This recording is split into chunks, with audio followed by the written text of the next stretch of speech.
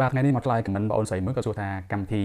AEIS ហ្នឹងជាកម្មវិធីអីគេបាទហើយធ្វើមិនអាចប្រឡងបានហើយមានសារៈប្រយោជន៍អីខ្លះ AEIS ហ្នឹងមកពីពាក្យពេញថា Admissions Exercise for International Students អានេះជាកម្មវិធីរបស់ក្រសួងអប់រំរបស់សិង្ហបុរីណាសម្រាប់គាត់ជ្រើសរើសសិស្សបកែជាជនជាតិបរទេសហ្នឹងទៅរៀនសាលារដ្ឋរបស់គាត់ជាធម្មតាសិស្សបរទេសមិនអាចចូលរៀនសាលារដ្ឋគាត់បានទេទោះតែប្រឡងជាប់កម្មវិធី AEIS ហ្នឹងបណ្ណាក៏ល្បីថាប្រព័ន្ធអប់រំរបស់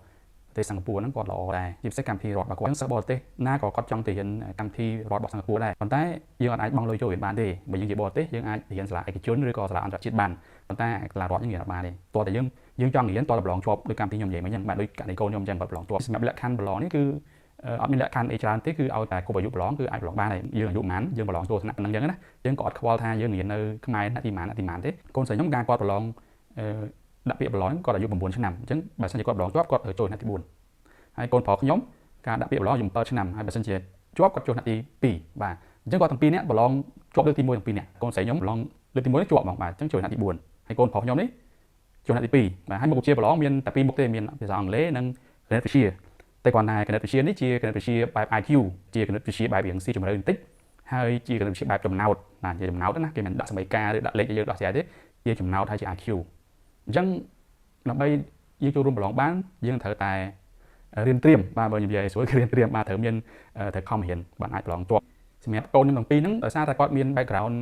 គណិតសិង្ហបុរីហ្នឹងពីសាលានៅស្រុកខ្មែរដែលគាត់រៀនការរៀននៅស្រុកខ្មែរហ្នឹងគាត់រៀននៅសាលាអន្តរជាតិ Genius បាទ Genius International School ដែលមានទីតាំងបឹងកងមួយនេះមានកម្មវិធីសិក្សារបស់សិង្ហបុរីហើយកម្មវិធីរបស់គាត់គឺដូចកម្មវិធីរបស់រដ្ឋសិង្ហបុរីអញ្ចឹងពេលកូនខ្ញុំរៀនទៅគាត់មានbasic ណាមាន background គាត់ល្អគណិតវិទ្យានិងភាសាអង់គ្លេសហ្នឹងស្រាប់ដើម្បីយើងប្រឡងបានតោះយើងរៀនត្រៀមអាហ្នឹងវាថាប្រឡងនេះវា challenge ជាងយើងណាបាទត្រូវតែបកកែត្រូវតែបន្ទុកច្រើនបានទាប់ទៅសាលាហ្នឹងគេមានកម្មវិធីគេជួយរៀបបាទយើងចាប់អារម្មណ៍ប្រឡងអញ្ចឹង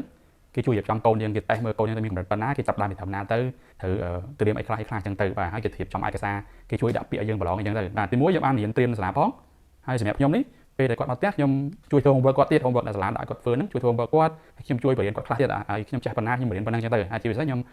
តាមដានថាគាត់បានធ្វើ homework ហ្នឹងពេញលេញអត់ហើយគាត់រៀនហ្នឹងទៅមុខអត់អញ្ចឹងទៅសារៈប្រយោជន៍នៃកម្មវិធីនេះវិញគឺទី1បើសិនជាបងអូនមានកូនទៅរៀននៅកម្មវិធីរបស់រដ្ឋរបស់សិង្ហបុរីហ្នឹងមានថាឈ្មោះកូនយើងហ្នឹងគឺស្ថិតនៅក្នុងប្រព័ន្ធរបស់រដ្ឋាភិបាលសិង្ហបុរីហ្មងបាទបានថា